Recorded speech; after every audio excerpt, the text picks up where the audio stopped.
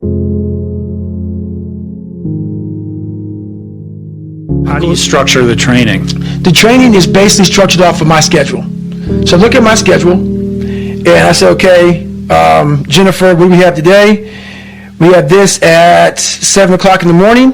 Roger that. That means I got to be up by 4 o'clock in the morning to run. That's how it works. That's how all my shit works. So she lays out the schedule of events. 2 hours. You just set it 2 hours earlier or whatever. She says it could take an hour to get to Rich Rolls. Let's say we were at 7 o'clock today in the morning. Takes an hour to get to Rich Rolls with no traffic. Okay, let's block in an hour 15 for Rich Roll. Okay, we got that. The morning time, I'm gonna run 7 miles this morning. I need 52:30 for that. Roger that. Put in shit, shower, shave. Add that in. So the schedule dictates, but I have all that Always just time. push it back, right? Just So push if it that back. means getting up at 1:30, Trust me. Roger that. I've done that several times. Several. How much sleep times. do you usually get?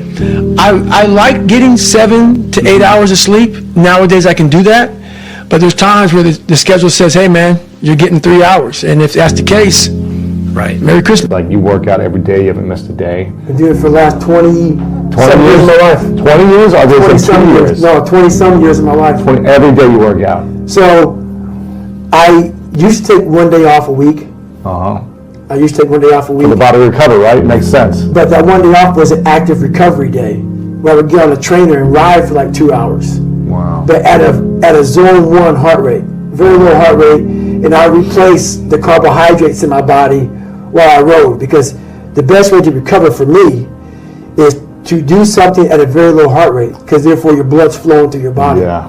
As your blood's flowing through your body, refuel it with the nutrients, because then your blood's flowing, the nutrients is going through all your cells in your body. All that glycogen is now flowing at a low heart rate. So it's not burning it, it's refueling it. Yeah. So every Sunday used to be that. And it kind of snowballed into, as human beings, we believe, like so many people, before I give them a workout plan, we're talking about recovery.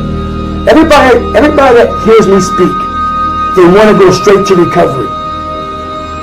Work out first. Work out first. Before you talk to me about recovery, How to recover, yeah.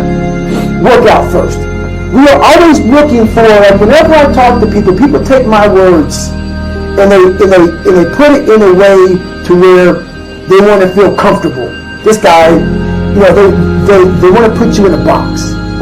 They want to put a title on you. No, you're putting a title on me to make yourself feel better about yourself. If you read this book of mine and you see where I came from, this person was not built. This person was not made by God. This person was built. I made this person. I made this person by diving into the insecurities that life gave me. Because now they're yours. They're yours to own. If you're not smart, call yourself dumb. It's okay. Because you are. But take that knowledge and put yourself down. If you're fat, call yourself fat. I used to be 300 pounds. We want to talk so soft to ourselves. We're looking for that recovery day. And that recovery day is everything in your life. Everything in your life is a recovery day. We're looking for it. It's not coming. It's not coming. Get over that recovery day. And that's the mentality I took with me. And what happened through that process was all the frivolous things of life started to float away. I used to tell people lies so they would like me. Because I was so insecure. It was important for me to finally realize, stop being all these fake people I used to be. Stop being afraid.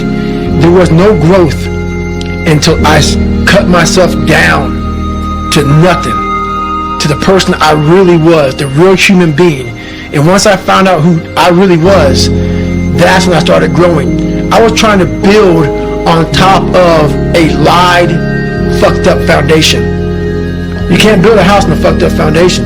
So I had to get down to the actual mineral soil of who I was, and that's when you can start real growth.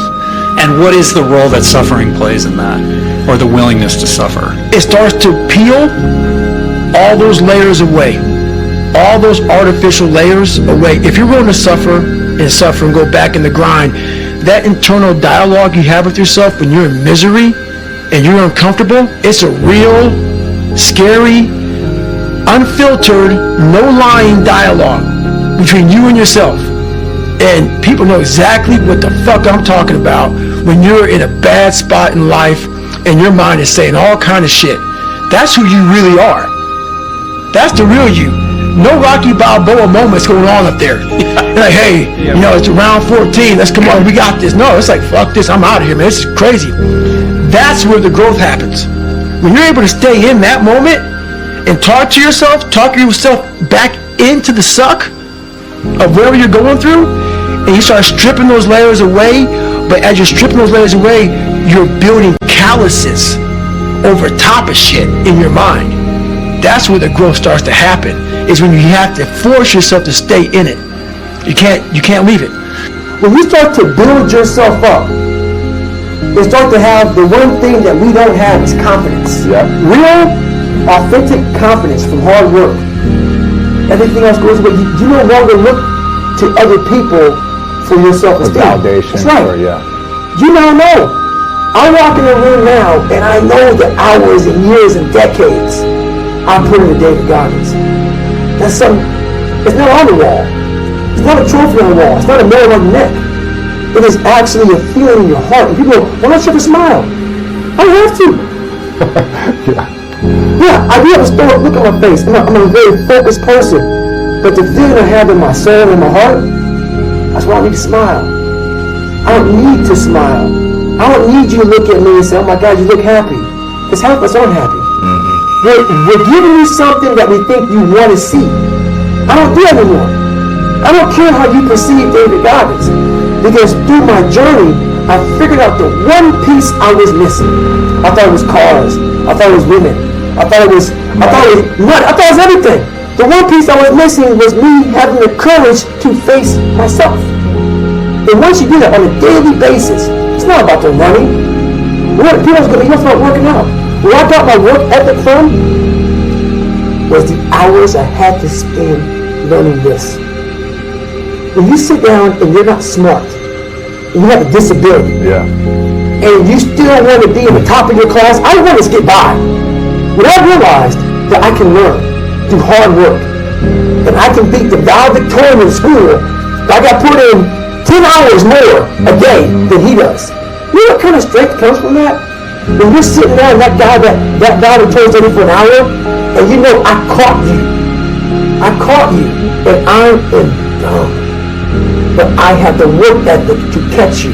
That's where David Goggins got really invented. Yeah. Was at a kitchen table with 20 spiral notebooks that were empty. And then 3 months later, they were full. And you can go through that. I still have them in my storage room. You go through these spiral notebooks of your life. And you realize, this is how I learn. This is unbelievable. There's no miles. It's not about the miles. It's that. Having a discipline every day to say, for me to learn this one math problem, it's going to take me 10 hours. Wow. And that's where when you realize through hard work, you can outwork anybody. Mm-hmm. Now how badass they are. But that's the part people don't want to dive into. Yeah. You are suffering so badly, mentally and physically, that all of these demons are coming up, and you're trying to find answers, and you're trying to find answers. It was like living 19 hours. It's like 5 years I put into 19 hours of highs and lows and pitfalls and seeing the sun come up. And it was like, my God, I lived 5 years in 19 hours. It was unbelievable. It was unbelievable. So do you find yourself chasing that now with every ultra challenge? No, because once you realize what you get from ultra, what you get from life, I can apply that now just by sitting here with you. You know, those tools now, I don't need to go out, even though I still do it, and go out and hammer. The hammering part is like, it's like a purging of the soul.